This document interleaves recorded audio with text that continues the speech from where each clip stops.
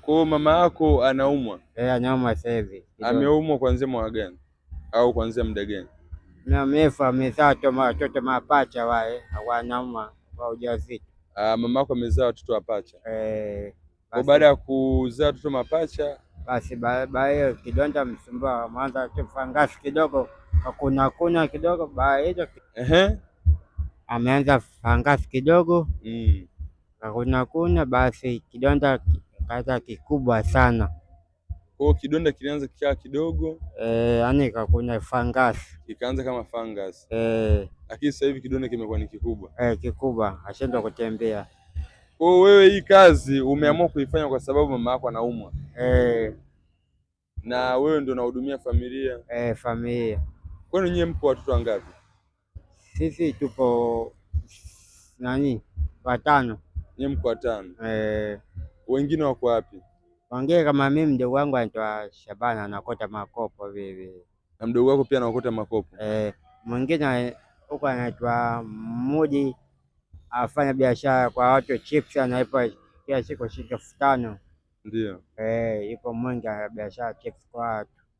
Na mwingine? Wengine hao mapacha hao. Wapo lakini? Wapo.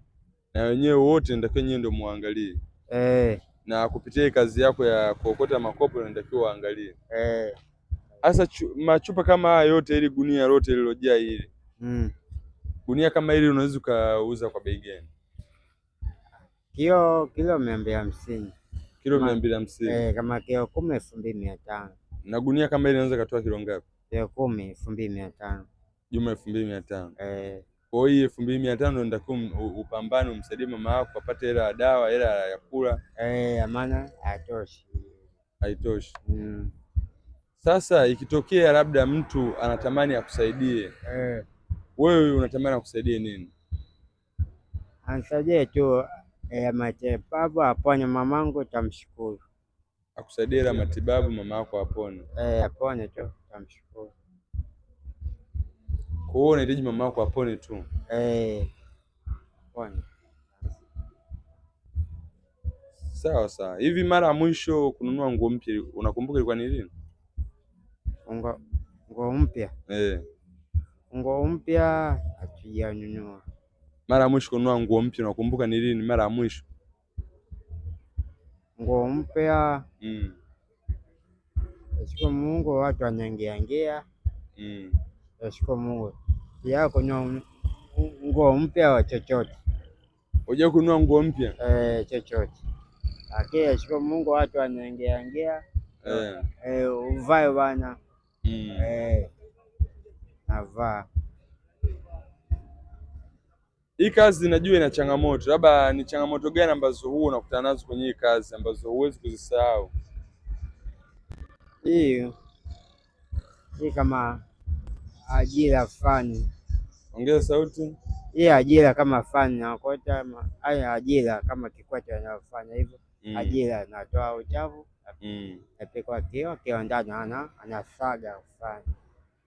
Kwa mama yako yuko nyumbani? Yuko nyumbani.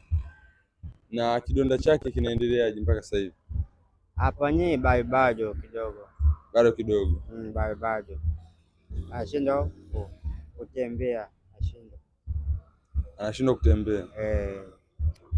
Pole sana bwana brother. Mimi nimekuona kwa mbali nikatamani nipige story na wewe.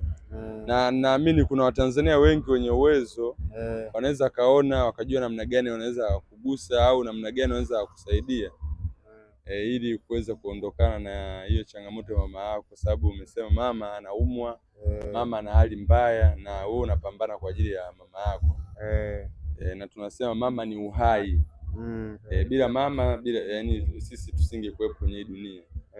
Kwa mama ndo kila kitu, na wewe unapambana kwa nia moja, unapambana kwa ajili ya mama yako. Mimi nachokuombea tu Mungu aendelee kukuinua na Mungu aendelee kukubariki. Amen.